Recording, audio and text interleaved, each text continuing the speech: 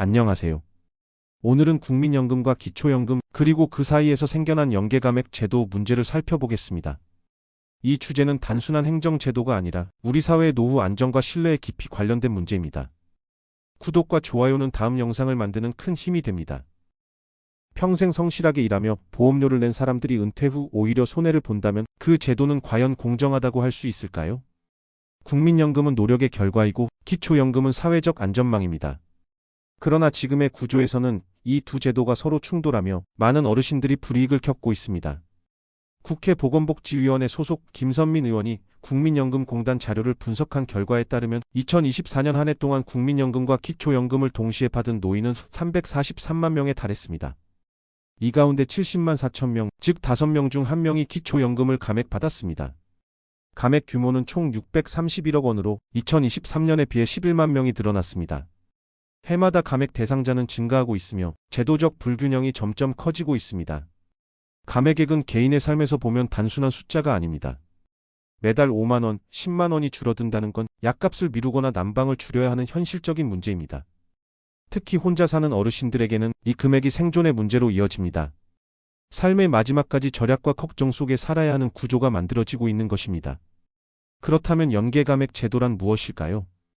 기초연금은 원래 소득이 적은 어르신들에게 일정 수준의 생활비를 보장하기 위해 만들어진 제도입니다. 하지만 정부는 재정의 형평성을 이유로 국민연금 수급액이 일정 수준을 넘으면 기초연금을 일부 깎는 구조를 도입했습니다. 즉 국민연금을 많이 받을수록 기초연금이 줄어드는 구조입니다. 이 제도의 취지는 재정의 효율적 배분이지만 실제로는 성실한 납부자에게 불이익이 돌아가는 구조적 모순을 만들어냈습니다. 평생 일하며 국민연금을 꾸준히 납부한 사람일수록 감액 대상이 될 확률이 높습니다.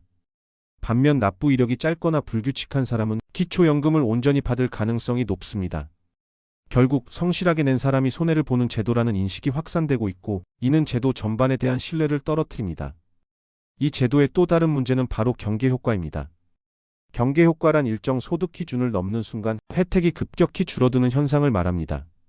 예를 들어 국민연금을 99만 원 받는 사람과 101만 원 받는 사람의 차이는 2만 원에 불과하지만 기초연금에서는 수십만 원의 차이가 생길 수 있습니다. 이런 구조는 더 낸 사람이 오히려 손해를 보는 결과를 만들어냅니다. 결국 사람들은 차라리 덜 내는 게 낫다는 생각을 하게 되고 제도의 근본 취지가 흔들리게 됩니다. 지역별로도 감액 비율은 큰 차이를 보입니다. 2024년 기준으로 울산이 31.7%로 가장 높고 세종 30%, 인천 24.7%, 부산 23.1%, 경기도가 22.8% 순입니다. 서울은 18.7%, 전남은 13.3%로 상대적으로 낮은 수준입니다. 이 차이는 지역의 산업 구조와 소득 수준, 그리고 국민연금 가입 형태의 차이에서 비롯됩니다. 도시 지역일수록 국민연금 가입 기간이 길고 급여 수준이 높기 때문에 감액 대상이 많습니다. 결국 근로 형태나 지역의 특성이 연금 감액과 직결되는 셈입니다. 이 현상은 숫자 너머의 삶의 문제로 이어집니다. 평생 성실하게 일하며 세금을 낸 사람들이 퇴직 후 돌아오는 연금액이 줄어든다면 그 허탈감은 단순한 경제적 손실을 넘어 심리적인 상실로 이어집니다. 제도는 존재하지만 신뢰는 사라지는 불균형의 그림자가 짙어지고 있습니다. 해외의 사례를 보면 이러한 구조는 매우 드뭅니다. 일본은 기본연금과 후생연금의 이중 구조를 가지고 있지만 감액은 고소득자에게만 제한적으로 적용됩니다. 독일은 납부 이력이 길수록 혜택이 커지고 미국은 저소득층을 위한 사회보장연금 제도를 별도로 운영해 형평성을 보완하고 있습니다. 한국처럼 성실 납부자가 손해를 보는 구조는 선진국 가운데서도 이례적인 사례로 지적됩니다. 이 문제는 단지 노년층만의 문제가 아닙니다. 이미 20대와 30대의 상당수는 국민연금 제도 자체에 대한 신뢰를 잃어가고 있습니다. 내가 낸 연금을 과연 받을 수 있을까라는 질문이 이제는 일상적인 회의로 바뀌고 있습니다. 젊은 세대가 제도를 신뢰하지 않는다면 미래의 국민연금은 지속될 수 없습니다. 결국 지금의 구조는 미래 세대의 참여 의지를 약화시키고 제도의 지속 가능성 자체를 위협합니다. 그렇다면 제도의 목적은 무엇일까요? 국민연금과 기초연금의 궁극적인 목표는 모든 국민의 최소한의 노후를 보장하는 것입니다. 하지만 그 과정에서 공정과 형평의 균형이 무너진다면 제도는 오히려 불신의 상징이 됩니다. 소득이 적은 분들을 보호하는 것도 중요하지만 성실히 납부한 사람에게 불이익이 돌아가는 구조는 결코 바람직하지 않습니다.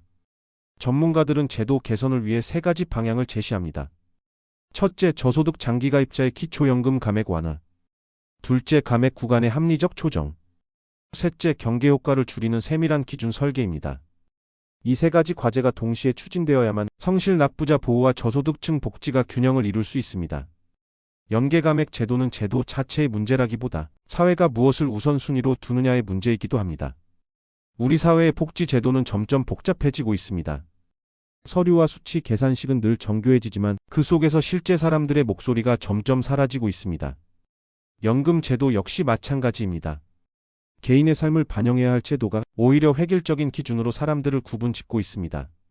복지의 목적은 공평함이 아니라 삶의 차이를 이해하고 존중하는 데 있습니다. 모두가 같은 조건에서 출발할 수는 없지만 노후만큼은 누구도 소외되지 않아야 합니다. 공평한 분배를 위해 만든 장치가 오히려 불공정의 상징이 되어버린 지금, 우리 사회는 성실함이 손해가 되지 않는 구조를 다시 설계해야 할 시점에 와 있습니다. 국민연금과 기초연금은 단순한 숫자나 행정 절차가 아닙니다. 그 안에는 한 세대의 노력과 땀, 그리고 믿음이 담겨 있습니다. 국민이 제도를 신뢰하지 않으면 복지는 존재할 수 없습니다. 성실히 납부한 사람이 공정한 보상을 받는 사회. 그것이 지속 가능한 복지의 출발점입니다. 지금의 불합리한 구조는 한 세대만의 문제가 아닙니다. 오늘의 어르신이 겪는 불이익은 내일의 청년이 마주할 현실이 될 것입니다. 연금 제도는 세대 간 약속입니다. 이 약속이 깨진다면 신뢰는 회복되기 어렵습니다. 이제는 달라져야 합니다. 정부와 국민연금공단은 제도의 취지와 현실 사이의 간극을 좁히고 국민 모두가 공감할 수 있는 방향으로 제도를 재설계해야 합니다. 이제는 숫자를 넘어서 사람을 보아야 할 때입니다. 정책은 표나 그래프가 아니라 그 속에서 살아가는 사람들의 일상 위에 존재합니다. 성실하게 낸 사람이 손해를 보지 않고 오랜 세월 묵묵히 납부한 이들이 존중받는 구조. 그것이 진정한 복지국가의 모습일 것입니다.